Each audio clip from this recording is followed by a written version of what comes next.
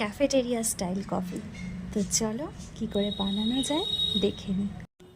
এখন আমি মিক্সার গ্রাইন্ডারে পরিমাণ মতো কফি, চিনি আর সামান্য একটু জল দিয়ে দিলাম। জল দিয়ে ভালো করে আমাকে ব্লেন্ড করতে হবে।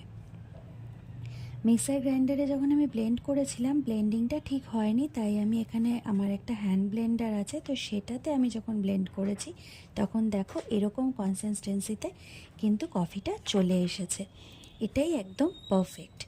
তো চলো এবার এটা নিয়ে কাপে মোটামুটি 2 টিস্পুন করে দিলেই হবে এক একটা কাপে। এটা কাপের মানে কাপ অনুযায়ী এটা দিতে হবে।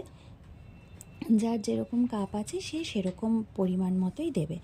তো পাশে আমি দুধ গরম করতে বসিয়ে দিয়েছিলাম। এবার মোটামুটি দুধটা আমার ফুটেও এসেছে। এবার আমি এটার মধ্যে দুধটা দিয়ে দেব। ওয়াও, কি সুন্দর হয়েছে! আমি ভাবতেও পারিনি, অ্যাকচুয়ালি এটা আমি ফার্স্ট টাইম একদম ট্রাই